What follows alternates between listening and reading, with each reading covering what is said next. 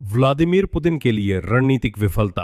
आज सर्बियाई media Ukraine के राष्ट्रपति व्लादिमीर जेलेंस्की और सर्बिया के राष्ट्रपति अलेक्जेंडर वुचिच की मुलाकात के नतीजों को इसी तरह बता रही है। 8 अगस्त को व्लादिमीर जेलेंस्की इस युद्ध के दौरान पहली बार यूक्रेन के राष्ट्रपति के रूप में सर्बिया गए, एक ऐसा देश जिसे दशकों से बाल्कन क्षेत्र में मॉस्को का सबसे करीबी सहयोगी माना जाता रहा है। और अब स्विस प्रकाशन NZZ ने इसे राजनीतिक टैबू का उल्लंघन और व्लादिमीर पुतिन के लिए एक रणनीतिक विफलता बताया है।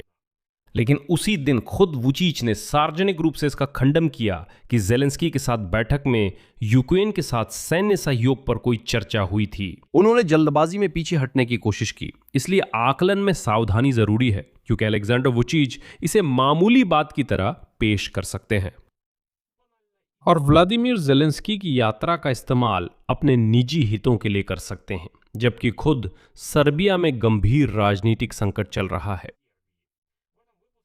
इस एपिसोड में हम जानेंगे कि असल में क्या हुआ और क्या सर्बिया यूक्रेन व यूरोप की ओर बढ़ रहा है, या फिर बेलग्रेड एक बार फिर अपनी वर्षों पुरानी दोहरी चाल चल रहा है।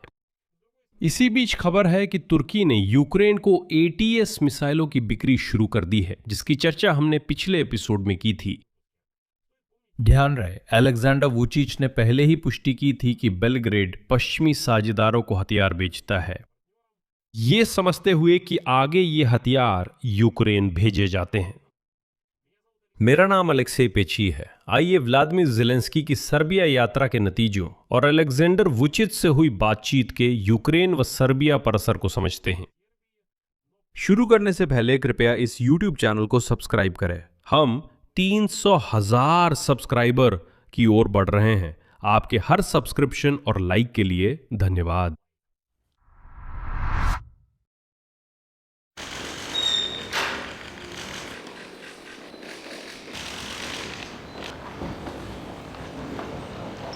तो इस एपिसोड का माहौल शुरू से ही सेट करने के लिए मैं आपको एक उद्धरण सुनाना चाहता हूं, जिसमें आज स्विस प्रकाशन NZZ व्लादिमीर जेलेंस्की की बेलग्रेड यात्रा का वर्णन कैसे करता है। ये बहुत कुछ बताता है, लेकिन कुछ हद तक भ्रमित कर सकता है। बेलग्रेड द्वारा मॉस्को के बड़े विरोधी का स्वागत करना राजनीतिक टैबू का उल्लंघन है। वुचिच ने मुलाकात की घोषणा करते हुए यह संकेत भी दिया कि सर्बिया रूस के प्रति अपनी नीति पर कायम रहेगा और फिलहाल प्रतिबंधों में शामिल नहीं होगा। उन्होंने सहयोग की संभावनाओं को भी रेखांकित किया। उद्धरण के अनुसार, मैं याद दिला दूं, सर्बिया यूक्रेन पर रूस के पूर्ण पैमाने के आक्रमण की शुरुआत से ही मॉस्को और पश्चिम के बीच संतुलन साधने की कोशिश कर रहा है। बेलग्रेड यूक्रेन की क्षेत्रीय अखंडता को मान्यता देता है, लेकिन फिर भी उसने रूस के खिलाफ यूरोपीय संघ के प्रतिबंधों में शामिल नहीं हुआ है। लेकिन यूक्रेन के प्रति अच्छे इरादों की आड़ में वुचिच का अपना, और वो भी ज्यादा छुपा हुआ नहीं, मकसद है अपने लोगों को और खासकर अपने कुछ वोटरों को पश्चिम और यहां तक कि यूक्रेन के साथ संवाद के लिए अपनी तैयारियों को दिखाना। वुचिच को तुरंत दिखाना है कि वो मानो यूरोपीय संघ के रुख के साथ है, लेकिन साथ ही वो पूरी तरह से यूक्रेन समर्थक भी नहीं हुए हैं। असल में सर्बिया 2012 से यूरोपीय संघ में शामिल होने का आधिकारिक उम्मीदवार है, जबकि यूक्रेन को यह दर्जा उनसे 10 साल बाद मिला। लेकिन सुधारों की गति में उसने सर्बिया को पीछे छोड़ दिया। बेलग्राद की EU में शामिल होने की बातचीत सालों से रुकी है। ब्रुसेल्स सर्बिया की आलोचना कानून के राज से जुड़ी समस्याओं को लेकर करता है। कोसोवो पर प्रगति की कमी और रूस के खिलाफ प्रतिबंधों में शामिल होने की अनिच्छा के कारण भी। इसलिए जेलेंस्की के साथ मुलाकात पश्चिम के लिए यह संकेत हो सकता है कि सर्बिया और अधिक करीबी सहयोग के लिए तैयार है। कोसोवो पर यूक्रेन की स्थिति भी अहम भूमिका निभाती है। कीव ने पूर्व सर्बियाई प्रांत की स्वतंत्रता को आधिकारिक रूप से मान्यता नहीं देता और वुचिच यूक्रेन की इस स्थिति को सकारात्मक मानते हैं। ये एक दुर्लभ मामला है। यह दोनों देशों के हित सीधे तौर पर मेल खाते हैं। पश्चिमी मीडिया यह उल्लेख करता है कि जेलेंस्की और वुचिच की मुलाकात के संभावित विषयों में से एक रक्षा क्षेत्र में गुप्त सहयोग और ड्रोन के संयुक्त उत्पादन का मुद्दा भी है। जर्मन प्रकाशन फ्रैंकफर्ट अल्गमाइने के अनुसार सर्बिया, यूक्रेन और संयुक्त अरब अमीरात ड्रोन तकनीक के निर्माण के क्षेत्र में त्रिपक्षीय सहयोग मॉडल बना सकते हैं। ये एक बड़ी उपलब्धि हो सकती है। पक्ष मुक्त व्यापार समझौते और ऊर्जा सहयोग को अंतिम रूप देना चाहते हैं। और अब स्विस प्रकाशन NZZ द्वारा सर्बिया में जेलेंस्की की यात्रा का अंतिम मूल्यांकन काफी सख्त है। बेलग्रेड में शिखर सम्मेलन पुतिन के लिए एक रणनीतिक विफलता है। जेलेंस्की इस समय बल्कन में मॉस्को के सबसे अहम सहयोगी से वार्ता कर रहे हैं, जो कीव की प्रतीकात्मक जीत है। यूक्रेन रूस के प्रभाव क्षेत्र में दखल में सफल हो रहा है। फिर भी एक बात है जो जेलेंस्की और वूचिच की मुलाकात की तस्वीर को धुंधला कर देती है। खुद अलेक्जेंडर वूचिच ने सार्वजनिक रूप से जल्दी से इनकार किया कि जेलेंस्की के साथ मुलाकात में सर्बिया और यूक्रेन के बीच सैन्य सहयोग के मुद्दे उठाए गए थे। उन्होंने कहा, अभी ऐसा नहीं है। और युद्ध समाप्त होने के बाद क्या होगा, वूचिच के अनुसार ये एक बिल्कुल अलग सवाल है। उसी दिन पश्चिमी मीडिया ने जेलेंस्की की इस यात्रा को पुतिन पर रणनीतिक प्रहार बताया था। उन्होंने व्यक्तिगत रूप से इस व्याख्या के सबसे संवेदनशील हिस्से यानी संयुक्त हथियार निर्माण के मुद्दे को खारिज कर दिया, लेकिन साथ ही इशारा भी किया कि यह सौदा भविष्य से जुड़ा हो सकता है, न कि आज से। लेकिन यह भी उल्लेखनीय है कि सर्बियाई विपक्षी पार्टी ने बेलग्रेड में जेलेंस्की की यात्रा को रूस के साथ संबंधों के लिए खतरे के रूप में देखा। यानी सर्बिया में भी इस पर एक मत नहीं है कि जो हो रहा है वो सर्बिया के लिए फायदेमंद है। यह दिखाता है कि सर्बों ने चुनावी अभियान शुरू कर दिया है। मैं ये यूं ही नहीं कह रहा हूं। असल में सर्बिया के राष्ट्रपति अलेक्जेंडर वूचिच ने जून में ही कहा था कि वो अगले हफ्ते राष्ट्रपति पद छोड़ देंगे और समय से पहले राष्ट्रपति और संसदीय चुनाव कराने के पक्ष में हैं। ये बयान उस समय आया था जब देश भर में 1.5 साल से भी ज्यादा समय से छात्रों के बड़े पैमाने पर विरोध प्रदर्शन चल रहे थे। लेकिन बात यह है कि अगर वूचिच खुद नहीं भी जाते तो भी उनका दूसरा और आखिरी राष्ट्रपति कार्यकाल किसी भी हालत में 2027 की वसंत में खत्म हो जाएगा। संभव है जेलेंस्की की यात्रा का उपयोग वूचिच की पार्टी चुनाव प्रचार में करे ताकि दिखे कि वे ब्रुसेल्स की नीति के साथ चलने को तैयार है। लेकिन इसका यह मतलब नहीं है कि वूचिच सामान्य बयानबाजी से आगे बढ़ेंगे। इस पर हम बाद में चर्चा करेंगे।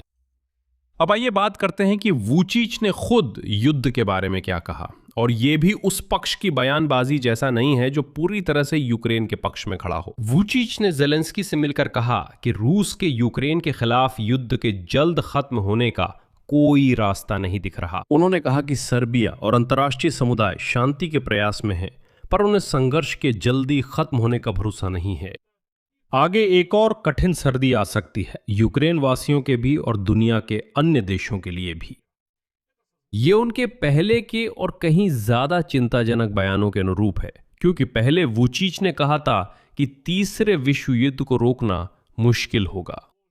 यह भी संभव है कि वैश्विक संसाधनों की लड़ाई के कारण ये पहले ही शुरू हो गई हो। उन्होंने जोर देकर कहा कि रूस शायद ही यूक्रेन के खिलाफ युद्ध जीत सके, लेकिन वो इसे हार भी नहीं सकता। आखिरकार एक ऐसा देश जिसके पास परमाणु हथियार हैं को सैन्य तरीके से हराना असंभव है। वूचिच ने क्षेत्रीय संघर्षों में सामरिक परमाणु हथियारों के इस्तेमाल के खतरे की चेतावनी दी, और उन्होंने ये भी कहा कि कई देश अभी सिर्फ समय खींच रहे हैं, समय खरीद रहे हैं ताकि वे बड़े पैमाने पर टकराव के लिए तैयारी कर सकें। और अब आप वूचिच के इन बयानों की रूपरेखा पर ध्यान दें।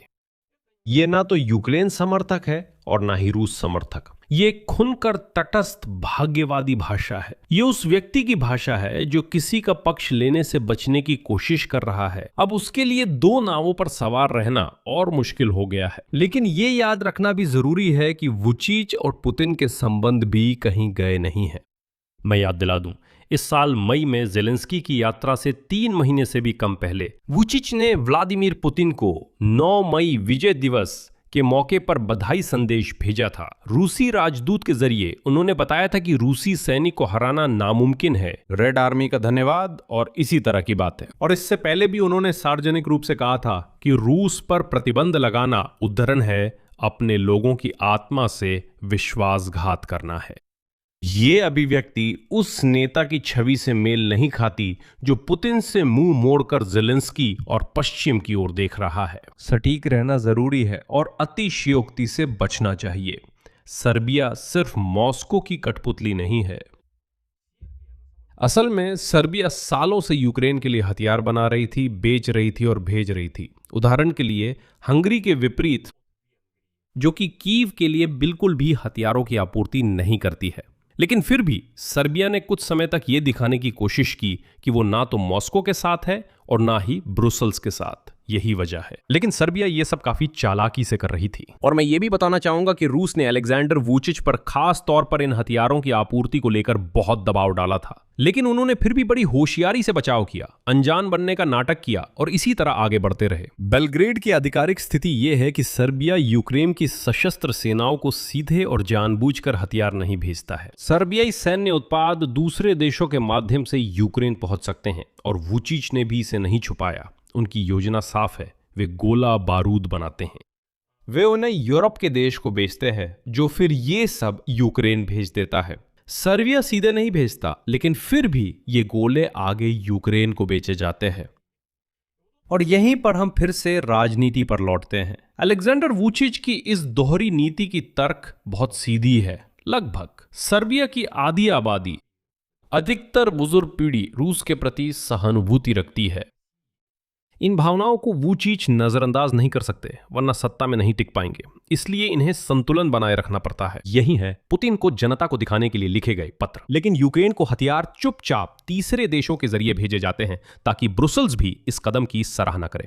क्योंकि यह समझना जरूरी है कि सर्बिया में सभी लोग पूरी तरह से रूस समर्थक नहीं है। वहां यूरोप समर्थक भी है और यहां तक कि यूक्रेन समर्थक भी है, नागरिक। इसलिए वुचिच को इन मतदाताओं के गुटों के बीच संतुलन बनाने की पूरी कोशिश करनी पड़ती है।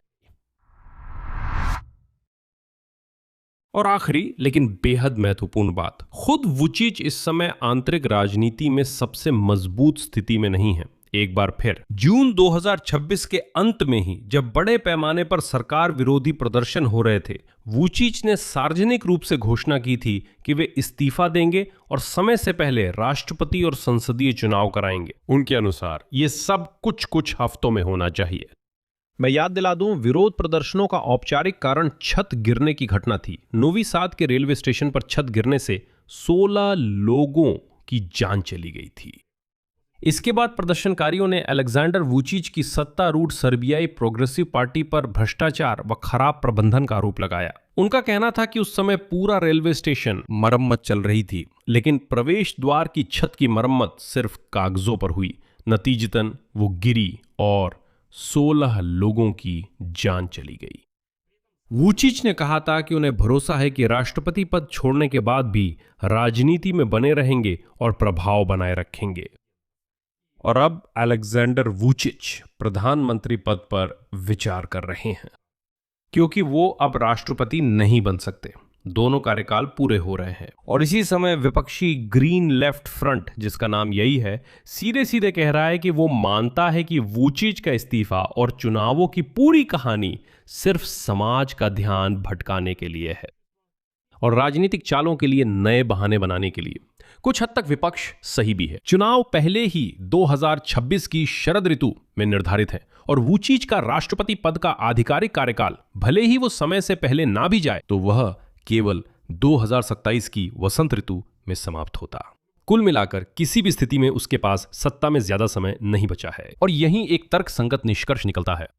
ऐसा लगता है कि ज़ेलेंस्की से मुलाकात सबसे ज्यादा वुचिच के लिए फायदेमंद है, ठीक उसी समय जब देश के भीतर उसकी राजनीतिक स्थिति बहुत अस्थिर है।